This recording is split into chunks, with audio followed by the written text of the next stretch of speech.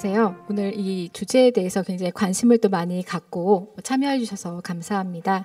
오늘 이제 새 주제가 거의 지금 현재 교육부에서 추진하고 있는 그런 사업들이어서 제가 발표하는 그런 부분도 어떤 지금 성과가 났다기보다는 지금 현재 나아가고 있는 방향들에 대해서 같이 공유하고 그리고 또 토론과 또 지금 많이 참여해 주신 또 외부 분들도 계셔서요. 그런 고견을 듣는 그런 시간을 갖도록 하겠습니다. 영유아 교육보육 미래라고 해서 굉장히 먼 미래 혹은 또는 유보 통합을 그렇게 기대하셨다면 본 연구에서는 약간 지역에 조금 더 초점을 두어서 소개를 드릴 예정이고요. 그리고 먼 미래보다는 사실은 가까운 미래에 해당되는 그런 발표가 될 것 같습니다.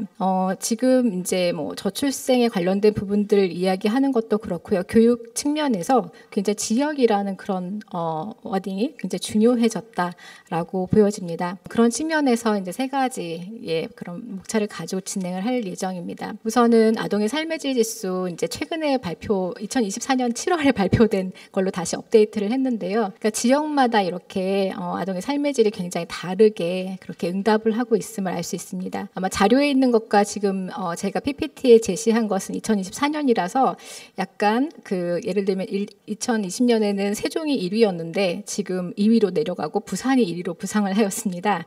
그러면서 조금씩 그 지역마다의 어떤 순위가 조정이 되고 있는데 아직 이거는 이제 보고서로는 나오지 않고 이제 발표 때만 나왔던 거라서 보고서가 나오면 더 확인하실 수가 있을 것 같습니다. 그리고 이제 이 자료 같은 것들도 보셔도 가임 여성 또 그런 아동을 키우는 그런 가구와 그다음 영유아 인구가 대부분은 수도권에 몰려 있는 것들을 알 수 있습니다. 그러니까 지역이라고 우리가 봤을 때 수도권에 조금 더 많은 인프라가 있고 또 많은 영유아 인구들이 다 이렇게 포진되어 있는 것들을 알 수 있는데 우리 한국 아동 패널에서 처음에 들어올 때 그 농어촌으로 잡혔던 농어촌 가구들이 최근에 이제 12차년도에 농어촌에 계속 거주하고 있는지를 조사한 또 재미있는 연구가 있어서 소개를 드립니다. 그래서 지금 전체 다 이제 1차년도부터 12차년도까지 데이터 누락 없이 모두 그 응답을 했던 그런 가구가 265가구를 이제 최종적으로 선택을 해서 여기서 지금 현재 12차년도에도 아직 그 지역에 남아 있는가를 본 연구였어요. 몇 가구가 남아 있을까요? 네, 자료집에 있습니다만, 네, 모두 265가구 중에서 2가구를 제외하고 모두 농어촌을 떠났다고 합니다. 근데 그 시점은 주로 이제 만 1세 때, 그 다음에 초등학교 입학 전인 만 6세 때, 그때 이제 농어촌을 떠났는데요. 그 이유들이 주로 이제 아이들을 위한 돌봄이라던가 양육, 그 다음에 교육 여건 이제 이런 부분들이 지역이 굉장히 부족하다라고 인지했기 때문이라고 이제 그렇게 분석을 하고 있습니다.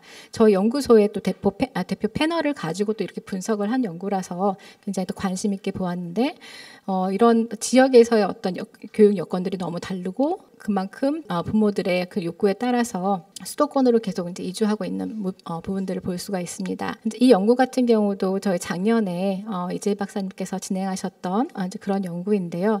유치원하고 어린이집, 그 다음에 또 영아들이 갈 수 있는 그런 어린이집, 또 유아들이 이용할 수 있는 어린이집과 유치원들의 어떤 지역의 그런 인프라가 어느 정도 공급되어 있는지를 본 연구입니다.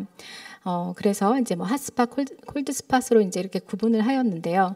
그러니까 핫스팟이라고 했을 때는 유아 정원이 상대적으로 많은 곳, 그 다음에 콜드스팟이라고 했을 때는 유아 정원이 상대적으로 적은 곳인데, 그러니까 영아들에게는 이제 이런 읍면 지역 같은 경우에 오히려 그 정원이 없어서 이용할 수가 없는 그런 곳이고 유아들에게는 오히려 대도시가 가야 되는 아이들은 많지만 갈 곳은 적은 곳으로 이제 대도시가 이제 뽑혔다라고 볼 수 있습니다. 이 연구에서는 그래서 향후 5년간 어린이집과 유치원 기간 수가 이렇게 줄어들 것이다라는 것을 예측을 해서 또 언론에서도 제시를 한 바가 있었는데요. 이런 부분들을 보면 결국엔 지역의 아이들이 그 수도권으로 나가게 되고 그러면서 지역에 있는 이런 굉장히 필수적인 교육, 보육, 인프라라고 할 수 있는 유치원과 어린이집은 오히려 감소를 하면서 오히려 지역에 있는 아이들이 이용할 수 있는 그런 중요한 그런 교육, 보육, 인프라가 더 줄어들게 된다. 오히려 악순환을 거치게 된다라는 부분들을 우리가 예측할 수 있다라고 봅니다. 그런데 교육이라는 것이 사실은 우리가 이제 이전에도 배웠지만 지역사회 그 다음에 아이들의 교육을 위해서는 부모 또래 그다음에 또 선생님 굉장히 중요한 그런 자원들이 필요한데요. 그때 이제 최근에는 조금 더 이런 지역이라는 부분이 조금 더 강조되고 있는 것 같습니다. 그래서 OECD 교육 2030 이제 프로젝트에서도 물론 다른 것과 비중 있게 지역 사회가 거론되고는 있지만 이런 지역 사회 안에서 이제 아이들의 학생들이 행위 주체성을 가지고 스스로 학습을 해나갈 수 배움을 가지고 갈 수 있도록 그렇게 하는 측면에서도 어떤 지역이라는 부분들을 좀 더 강조하고 있고요. 그 다음에 우리 교육개발원에서도 이제 미래 교육에 관련된 과제들이 이제 제시가 되었는데 그 안에서도 이제 교육환경 및 시설에서 이게 교육 공간이라는 게 그냥 학교에만 초점이 잡히는 게 아니라 인근에 있는 어떤 지역이라든가 대학 이런 부분으로 교육 공간이 더 확대되어서 활용되어야 된다라는 그런 부분들을 또 제시를 하면서 지역 사회와의 협력에 관련된 부분에서 특히 이제 마을 교육 공동체라는 그런 새로운 개념들을 제시를 하였습니다. 근데 실제로 이제 그런 부분들이라던가 저희 초중등 교육과정의 인간상, 그 다음에 누리과정에서의 인간상 이런 부분들을 보면 교육에서 어떤 지역이 가지고 있는 의미가 굉장히 중요하다라는 부분들을 볼 수 있을 것 같습니다. 그렇다면 지금 이제 교육부에서 조금 더 추진하고 있는 여러 가지 지역과 관련된 그런 사업들을 좀 간단하게 살펴보고자 합니다. 우선은 저희 사실은 이제 유아 쪽에서는 많이 다루어지고 있지는 않아서요.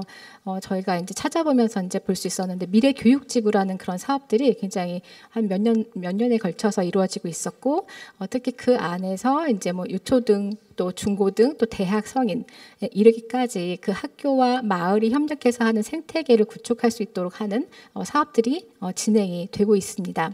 그래서 그 안에서 지금 이제 2020년부터 이제 이렇게 지역이 선정되어서 사업이 실행이 되고 있고요. 그다음에 그 미래교육지구가 이제 이런 지역 교육 공동체를 구축하기 위해서 교육청하고 그다음에 지방자치단체가 협약을 해서 같이 이렇게 협력하면서 이런 교육력을 제고하기 위한 사업들로 진행이 되고 있고 특히 그 안에서 이런 교육 과정과 연계해서 이루어질 수 있도록 그렇게 사업이 설계되어 있습니다. 이 안에서는 마을교육 공동체라는 부분들이 소개가 되면서 그 전문 인력들이 또 마을에 있잖아요. 이제 그런 분들이 마을 강사가 되어서 그렇게 교육에 같이 연계될 수 있도록 하는 부분들도 이제 구상을 하고 있는데 이런 부분들이 아직 이제 유아교육 쪽에서는 처음 소개되는 그런 부분들이긴 하지만 조금씩 이제 연구가 되고 있는 부분이어서 우리가 지역과의 어떤 그런 교류 이런 부분들을 고려할 때 염두에 두면 좋을 것 같다라는 생각이 듭니다. 그 다음에 지금 이제 속속 발표가 되고 있는 사업이 교육발전특구입니다. 이제 이 사업도 역시 지금 발표가 되고 이제 선정된 지역들이 이제 언론을 통해서 소개가 되고 있는데요. 아직 실행되지는 않고 있어서 어떤 방향으로 나아가게 될지 이제 그런 부분들을 좀 눈여겨봐야 될 그런 사업 중에 하나입니다.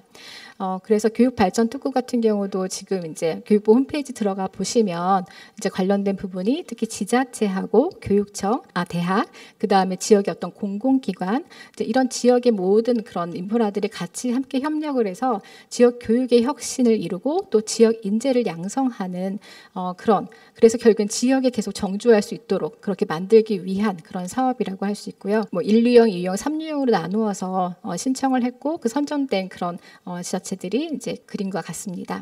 그 다음에 이제 저희 연구소에서도 계속 지원하고 또 이제 교육부에서 특히 이제 유아교육 부분에서 이제 추진하고 있는 사업이 지역 기반형 유아교육 보육 혁신 지원 사업입니다. 그래서 이제 이 연구 같은 경우에는 이제 워낙 그 출발 자체는 3차 유아교육 발전 기본 계획에서 교육 과정 교육 다양성 제고를 위한 맞춤형 교육 환경 기반 조성이라는 그런 측면, 그 다음에 2023년 발표한 사교육 경감 대책에서 이제 그런 맞춤형 방과 후 가정 운영에 관련된 부분에서 좀 출발한 그런 사업이라고 할 수 있는데요. 이 사업의 목적은 교육청과 또 지자체, 또 대학 이렇게 3자가 지역 여건 분석을 기반으로 해서 지역 특색을 살린 교육과정과 방과 후 과정을 운영하는 것을 목적으로 하고 있습니다. 이것을 위해서 가장 먼저 사실 이제 유보통합 그 발표 이전에 이제 사업이 추진되었던 것이라 교육청과 지자체 대학의 어떤 MOU 체결부터 먼저 시작이 되었고요. 그래서 그 업무 협력을 추진하는 과정에서 이제 실제로 이제 어떻게 관련된 교육 과정과 방과 후 과정이 운영될 수 있는지에 관련된 부분들이 지금 계속 준비와 또 열심히 탐색 중입니다. 1차년도 선정 지역은 다음과 같습니다. 그다음 이 지역 중에서 특히 대구, 익산, 울산, 영암 같은 경우에는 또 앞에 교육발전 특구에서도 선정되었던 그런 사업인데요. 교육발전 특구 사업에서 이제 강조했던 부분을 조금 더 펼쳐서 이제 유아교육과 보육에 있어서의 어떤 뭐 이음 교육이라던가 그다음에 좀 특성화되는 어떤 테마형 그런 교육과정 운영이라던가 그다음에 방과 후 돌봄에 관련된 부분들 그리고 또 이제 각 지역의 어떤 특성들을 보여주는 그런 교육과정 운영 이런 부분들을 제시하고 있습니다. 그래서 이제 이런 부분들을 간략하게 이제 소개를 드리고 그다음에 앞으로 이제 저희가 논의를 하고 앞으로 그 사업이 나가는 그런 방향에서 어떻게 가야 할까를 간략하게 말씀드리면 마무리가 될 것 같은데요. 이 부분은 저희 연구소에서 이제 육아친화 마을이라는 연구를 계속 진행을 했었고 거기서 그러면 유아들한테는 마을 아까 마을 교육 공동체라는 그런 개념도 이제 나왔었는데 마을 또 지역이라는 게 유아들의 수준에서는 어떠한 그런 의미일까에 관련된 부분들을 봤는데 특히 이제 이거는 보호자들이 이제 응답을 한 거였지만 마을이라고 했을 때는 살고 있는 동에 대한 어떤 부분을 마을이라고 우리가 본다라고 이제 그렇게 이야기를 할 수 있습니다. 물론 이제 지역에서의 지역은 조금 더 이제 큰 개념으로 이제 그렇게 들어가게 되고요. 근데 이제 지역 기반으로 뭔가 교육과 보육이 같이 협력을 하기 위해서는 여러 가지 마을이라는 그런 부분에 대해서 또 그 안에서 같이 함께 협력할 수 있는 그런 주체에 대한 이제 그런 부분들을 논의를 해야 되는데요. 근데 앞에 이제 연구나 이런 부분에서 사실은 가장 중요한 영유아에 대한 부분은 조금 이제 빠져 있습니다. 근데 제가 이제 찾다 보니까 유아의 입장에서 이렇게 마을 교육 공동체를 실행한 그런 연구가 있어서 이제 자료집에는 소개를 드렸는데요. 유아들한테 처음에 이제 마을에 대해서 물어봤더니 옛날 어느 마을에 같은 전래동화 속의 마을을 생각을 했다는 거죠.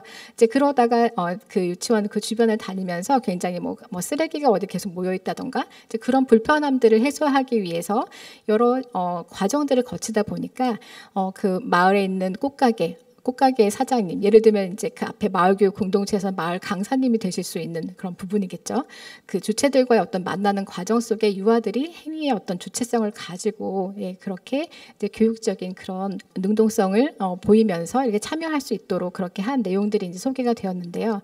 우리가 이제 뭐 지역 기반 그런 사업이라던가 다른 사업들을 진행을 할 때 이런 영유아 또는 학생에 관련된 입장들도 우리가 고려해야 되지 않을까라는 그런 부분에서 이제 소개를 드려봅니다.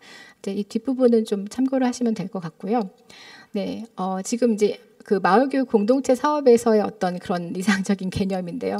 마치 그 슬세권, 우리 역세권 이런 것처럼 마세권이라는 것을 두어서 그러니까 굉장히 학교라는 공간을 중심에 두고 그 지역의 인근 그런 것들을 다 1차, 2차 레이어드처럼 해서 그렇게 공동체의 공간들을 넓혀서 정말 이 모든 그런 지역이 영유아와 또 그 학생들을 위한 그런 교육의 가치 또 돌봄의 가치 협력할 수 있는 그런 부분들을 구축하는 것이 어떤 이상적인 그런 방향으로 제시되고 있는 것이라고 할 수 있습니다.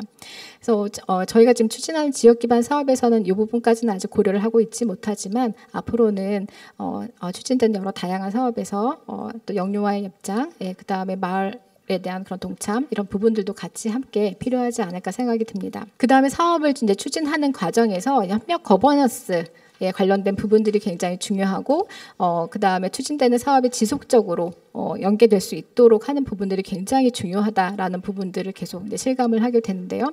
굉장히 교육청과 지자체, 대학의 협력이 굉장히 강조되고 있는 게 저희 사업 그 지역 기반 사업이기도 하고 또 교육 발전 특구 사업이기도 하고 이제 그렇습니다. 이제 그런 경우에는 지자체의 업무 체계와 교육청의 업무 체계가 너무 다르기 때문에 사실은 이제 그런 부분들의 어떤 소통이라든가 이런 것들을 잘 이렇게 원활히 할 수 있는 그런 방안들이 서로 그렇게 협력되는 부분들이 굉장히 중요하다라는 그런 생각이 들고요.